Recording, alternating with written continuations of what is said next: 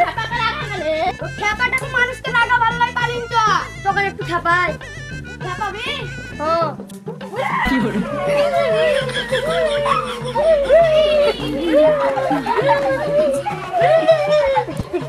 ওবে এই ভদ্রকাটাকে লাগাসলে পালিন তো আমি খ্যাপা লই, আমি ভালো মানুষ। তোদের বাপ খ্যাপা, তোদের সাত গোষ্ঠী খ্যাপা। ছেলে কি তোরা ভালো মানুষকে তোরা খ্যাপা বলছি? আমি খ্যাপা লয়। তোরা শুধু শুধু আমাকে আরো খ্যাপিন দিবি। আমি বলছি আমি খ্যাপা লয়, তাও তোরা শুধু আমাকে দিন রাত বলছি খ্যাপা খ্যাপা খ্যাপা করি। তোরা আমাকে পাগল করে দিবি, তোরা আরো আমাকে খ্যাপিন দিবি। আমি খ্যাপা লয়, আমি ভালো মানুষ। এই এটা কি বলছে রে কি বলছে খ্যাপা খ্যাপা ও খ্যাপা ও ভালো মানুষ এক চল মারবো যাই নিজে নিজে কাট দে আপনা খ্যাপাকে খ্যাপা বলে অন্য রাগ হয় চলেন চলেন বাড়ি চলেন কোথায় যাবো? আমার তো বাড়ি নাই। আপনার বাড়ি নাই? না আমার করতো না, এটাই আমার বাড়ি, এটাই আমার সব। আপনি কোনখান থেকে আছেন? আমি কোথি থেকে আসবো? এই সব জায়গাতেই ঘুরে বেড়াই। তুমি বলো আমাকে কি তোমার খ্যাপা লাগছে? আমি কি খ্যাপা মানুষ? তাহলে সবাই যে করে যে কি বলছে যে খ্যাপা খ্যাপা খ্যাপা এরকম কথা বলছে, কিসের লেগে বলবে বলো আমাকে? এই যে আপনার ড্রেস গুলা সব ছিঁড়ে তার লিগে আপনাকে খ্যাপা বলছে। এরা সব টেনি টুনি ছিঁড়ে দিয়েছে ছেলে পিলাই, জানো যেদিকে যেটি। চলেন চলেন বাড়ি চলেন, আপনি তো খ্যাপা মানুষ লয়, আপনি ভালো মানুষ। চলেন কোথি নিয়ে যাবো আমাকে? সবাই তো আমাকে বলছে যেখান চলো ওখান চলো, দিন বলছে কিডনি বাইর করে নিবো, চোখ তুলে নিবো। তুমিও আমাকে আর কি নিবে? ওদের মতন আমি মানুষ লয়, আমি ভালো মানুষ, আমরা খ্যাপা চিনিয়ে, আপনি তো খ্যাপা লয়। চলেন চলেন তো চলেন, ভালো মানুষ কি সব খ্যাপা মানে নিচে এখানে বসেন তো।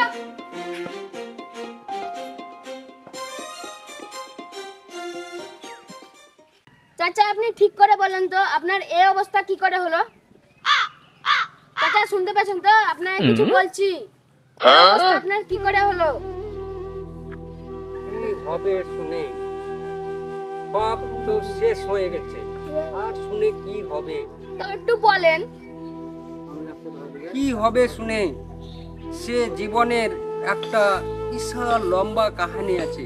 আমার জীবনটা কোনো যেন ঝড় তুফান এসে সব খ্যাড় কুটা চাল পাতা টিন যেমন উড়িয়ে নিয়ে চলে যায়, সেরকম আমার সব চলে গেছে। আজকে আমি যেদিকেই যাই সেদিকেই শুধু বলে আমার খ্যাপা, আমি খ্যাপা, আমি মাথা পাবো। আমি খ্যাপা নয়। চাচা আপনি যে একটু আগে বললেন ঝড় বাতাসের মতো উড়িয়ে নিয়ে চলে গেছে আপনার সব, একটু বলেন। তাহলে শুনো, একদিন আমি বাগান বাড়িতে বসে আছি, হঠাৎ করে পোস্টমাস্টার এলো, এসে আমার হাতে একটা চিঠি ধরিয়ে চলে গেল। সেদিন থেকে আমার জীবনের কাহিনী শুরু হয়ে গেল। আসসালামু আলাইকুম চাচা। ওয়ালাইকুম আসসালাম। আচ্ছা কেমন আছো তুমি? আমি ভালো আছি, আপনি কেমন আছেন? আচ্ছা ইনশাআল্লাহ ভালো আছি, আল্লাহর রহমতে খুব ভালোই আছি। চাচা আপনার ছেলের কোনো খবর আছে? না এখন তো কোনো খবর নেই, তবে মাসে মাসে একটা করে চিঠি পাঠাতো। এখন কোনো চিঠি এখন পর্যন্ত আসেনি। জানি না কেমন। আগে একটা চিঠিতে লিখেছিল পড়াশোনা খুব ভালো হয়েছে এরকম বলেছিল, তারপরে আর মোটামুটি তোমার মাস পাঁচেক থেকে কোনো চিঠি আসেনি।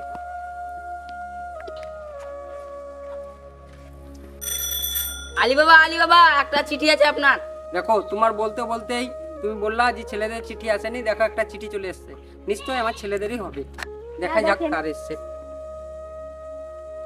কি বাবা আলী বাবা ভালো আছেন? ভালো আছি, অনেকদিন পর তো। হ্যাঁ আপনার চিঠি আসলো না, কালকে পেয়েছি তার লিখে দিতে এসেছি। আচ্ছা কই দাও চিঠিটা দাও। আচ্ছা ঠিক আছে, এসো তাহলে। হ্যাঁ আচ্ছা ধরো ধরো ফোনটা ধরো, দেখি কি লেগেছে চিঠিতে।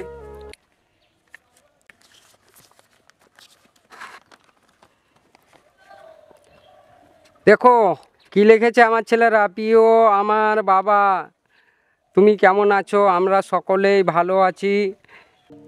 তো অনেক কিছু লিখেছে, এদের কি বোধহয় মাথা টাথা খারাপ হয়ে গেছে নাকি, আমি তো কিছু বুঝতে পারছি না। কই দেখি কি লিখেছে। দেখো দেখো দেখো দেখো, ওদের মাথাটা তো মনে হচ্ছে খারাপ হয়ে গেছে।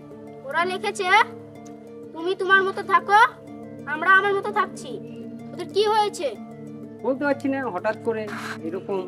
আজকে তো 5 মাস পরে আজকে চিঠি এলো। ওরা বলছে যে তুমি তোমার মতো থাকো, আমরা আমার মতো থাকছি, ভুলে যাও যে তোমার কোনো ছেলে আছে। জানি না ওরা কি বলেছে। আচ্ছা দেখো কি করা যায়, দেখছি ভেবি। আচ্ছা তুমি আসিও মাঝে মধ্যে, বুঝলে? হ্যাঁ। আসসালামু আলাইকুম চাচা। ওয়ালাইকুম আসসালাম। কবে এলে দেশে? এই তো আজকে এলাম। কেমন ছিলে বিদেশে? কি বলবো চাচা, ভালোই ছিলাম। দেশের লেগে একটু মনটা খারাপ করছিল, তাই একটু ঘুরতে এলাম। কি তোমার সব পরিবার ঘরে সব ভালো আছে তো? হ্যাঁ ভালো আছে। আপনার একটু শুনলাম মনটা খারাপ হলো, আপনার নাকি ছেলেরা বিদেশে চলে গেছে। সে তো ওরা চলে গেছে, ওরা নিজের মতো আছে, আমাকে আমার মতো থাকতে বলেছে, আমি আমার মতো আছি। কিন্তু ওরা ওদের মতো থাক, ওরা আরো বড় হোক, চাকরি বাকরি করুক। বিদেশে যখন গেছে কিছু তো একটা করতে হবে। সবই তো আছে, আর একটা দ্বিতীয় সংসার করুন। এই বয়সে আর সংসার করে কি হবে বলো? আর দ্বিতীয় সংসার করে আমার মনে হয় না যে খুব একটা আমি ভালো থাকবো, আমার তো মনে হয় না। কিন্তু সবাই আসছে, কালকে ইউরাজ এসেছিল, ইউরাজ এসেও ছেলেদের খবর নিতে চাইলো। হ্যাঁ, কিন্তু আমাকে তো সেরকম ভালো বুঝাচ্ছে না যে দ্বিতীয় সংসার করবো বলে। না চাচা, আপনি আমার কথা শুনেন, দ্বিতীয় একটা সংসার করুন। না না, আর ওইসব ঝামেলাতে আর যাবো না, বুঝলে? আমি আর দ্বিতীয় সংসার করবো না। চাচা, হাফিজ ঠিকই বলছে, আপনাকে দ্বিতীয় সংসার করতেই হবে। তোমরা যতই বলো আমি দ্বিতীয় সংসার করব না, দ্বিতীয় জায়গায় আর পা বাড়াবো না, তোমরা যতই চেষ্টা করো। না চাচা, আমি একটা ভদ্র মহিলা দেখেছি, ওর একটা সন্তান আছে। যদি আপনি বলেন তাহলে ওর সাথে আমি যোগাযোগ করতে পারি। ঠিক আছে, তোমরা যখন সবাই মিলে এত করে বলছো, তখন তোমাদের যেটা ভালো লাগবে সেটা করো। ঠিক আছে চাচা, আমরা আসছি, ওদের সাথে যোগাযোগ করে আপনাকে জানাবো। ঠিক আছে, তাই যাও। চাচা, সব ঠিকঠাক আছে তো? ছেলেটা কথা শুনছে, অসুবিধা হয় না তো? বর্তমান পরিস্থিতিতে এখন পর্যন্ত সব ঠিকঠাক আছে। যা ছিল জায়গা জমি পুকুর ডাঙা যা ছিল সবই ওর নামে লিখে দিয়েছি, অসুবিধা কিছু নাই। আমি নিজের নামে কিছুই রাখিনি, ওর মাকেও কিছু দেয়নি। আমার আজ্ঞার ছেলেদের ওদেরও কিছু নেই, যা ছিল সবই কিন্তু এর নামে দিয়ে দিয়েছি, বুঝতে পারলাম। পরে কি হবে না হবে সে তো আমার নসিব। ঠিক আছে চাচা, আমি আসছি, পরে দেখা হবে। ঠিক আছে, পরে আসিও কিন্তু। হ্যাঁ, মাঝে মধ্যে খোঁজ খবর রাখবা আমাদের। কিরে ভাই, দেশে ফিরলি নাকি? তুমি সে আলিজার ছেলে তো? হ্যাঁ হ্যাঁ, আমি তো আলির ছেলে। কেন, আপনি আমার বাবাকে চেনেন? হ্যাঁ হ্যাঁ চিনি। তুমি এলে তো সবকিছু শেষ করে এলে। হ্যাঁ, সব কিছু শেষ মানে? তুমি কি তোমার বাড়ি খোঁজ খবর রাখোনি? তুমি কি কিছু জানো না? তোমার বাবা দ্বিতীয় বিয়ে করেছে, তার একটা সন্তান আছে। কিছুই জানি না।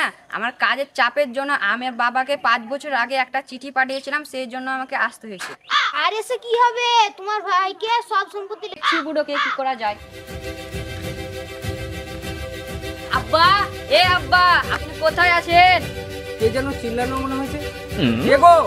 আব্বা, আমি গ্রামে ঢুকে তো অনেক কিছু শুনলাম, তা কি ব্যাপার?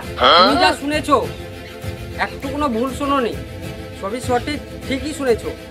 তুমি বাড়ি এলে তুমি বসবে, খাওয়া দাওয়া করবে, ফ্রেশ হবে, তা কিছু নাই। তোমাকে রাস্তার মধ্যে কে কি বলেছে না বলেছে সেটাই শুনে তোমার মাথা গরম হয়ে গেল। আমি বসতেও আসিনি, আমি খেতেও আসিনি, আমি একটা বিশেষ কাজের জন্য এসেছি। তুমি কি কাজের জন্য এসছো সেটা তো আমি তোমাকে দেখেই বুঝে গেছি তোমার কথাবার্তায়। নিশ্চয়ই টাকা পয়সার সব কিছু হয়েছে, সেই জন্য এখন এসছো, টাকা পয়সার দরকার সেই জন্য। কিন্তু টাকা পয়সা আর কোথায় পাবে? আমার তো কিছু নেই। তুমি যখন আজ থেকে 5 বছর আগুতে একটা যখন চিঠি পাঠাও, তুমি চিঠিতে কি লিখেছিলে সেটা তুমি জানো কি? তুমি কি একবার ভেবে দেখেছিলে যে আমার মা যখন ছোটবেলায় মারা যায় তখন বাবা আমাকে কত কষ্ট করে মানুষ করেছিল? তুমি সেদিকটা খেয়াল রেখেছিলে? তুমি কি হলা, চিঠিতে লিখলা যে আমরা আর কোনোদিন দেশের বাড়িতে যাব না, তুমি তোমার মতো থাকো গা, হ্যাঁ তুমি যা করবা আমরা কিছু জানি না। চিঠিটা আমার কাছে আজ পর্যন্ত আছে। তুমি একবার ভেবে দেখলে না যে আমার বাবা কি খাচ্ছে, কি করে খাচ্ছে, কিভাবে থাকছে, আমরা যে এভাবে জবাব দিয়ে দিলাম? তা তুমি কি করেছো আমার দেখার দরকার নাই, আমার শোনার দরকার নাই। আমার সম্পত্তির ভাগ আমি 10 লাখ টাকা চাই। কোথায় পাবো আমি 10 লাখ টাকা যে তোমাকে আমি 10 লাখ টাকা দিয়ে দিব? 10 লাখ টাকা কি গাছের পাতা তোমাকে পেড়ে দিয়ে দিব? আমি এই দ্বিতীয় সংসার করেছি, তোমাদের চিঠি পাওয়ার পরে আমি দ্বিতীয় সংসার করেছি। আমাকে দেখভাল করার জন্য আমি আমার যা ছিল আমি সব কিছু তাদের নামে লিখে দিয়েছি, আমার কাছে আর কিছু নেই। আচ্ছা আচ্ছা, ঠিক আছে। তা আপনার সেই বউ আর ছেলে কই? আচ্ছা এসো, সব দেখাবো, তুমি ঘরে আসবে তবেই তো দেখবে। কার্টুন এদিকে আয় তো। আব্বা এটা কে? এটা হচ্ছে তোর বড় দাদা, ঠিক আছে? আজ থেকে এখানে যতদিন থাকবে, ঠিক আছে, একটু ঠিকঠাক ভাবে দেখাশোনা করবি। দাদা আসসালামু আলাইকুম। ওয়ালাইকুম আসসালাম। বাহ আব্বা, এটা আপনার তো গুণার ছেলে। তা আমি তো আগে জানতাম না যে এর নামে সব সম্পত্তি লিখে দিয়েছেন। তাহলে তুমি আসল শোনা চিন্তা পেরেছো। বাইরে থেকে বুঝতে পারলাম তোমার একটু বুদ্ধি হয়েছে, বুঝতে পারলাম। ঠিক আছে আব্বা, আপনার তো ছেলেকে দেখলাম, তার বাগান থেকে ঘুরে নিয়ে আসছি। চলো ভাই। ঠিক আছে যাও, সকাল করে ফিরবে। হ্যাঁ দাদা এই বাগানের পুকুরে মাছ চাষ করেছি, অনেক মাছ হয়েছে। এটা তো তোমার তো ভাগ্য। ভাই আমরা যখন হোস্টেলে খেলতাম, তার তখন একটা খেলা খেলতাম, সেই খেলাটাই লুকচুনি নাম। কে তুমি খেলবে? দাদা খেলবো। তাহলে তো তোমার হাত পা বাঁধতে হবে। এলাম গামছা। যাও।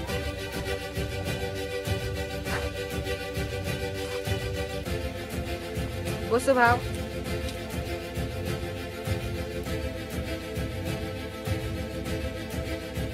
তো কিসের জন্য বাঁধলাম বলতো? দাদা তুমি যে বললে খেলবো। না, খেলার জন্য নয়, তোকে এই পুকুরে ডুবিয়ে মারবো, সেই জন্য তোকে হাত পা বেঁধেছি। দাদা আমাকে মেরো না, যাও সম্পত্তি তোমার নামে লিখে দেবো। দাদা আমাকে মেরো না। তোকে না মারলে আমার সম্পত্তি একটাও পাবো না আমি। আমার সম্পত্তি থাকবে না, চো, চো, চো। আমার জমি জায়গার ভাগ নিবি, তুই মর, শালা, মর।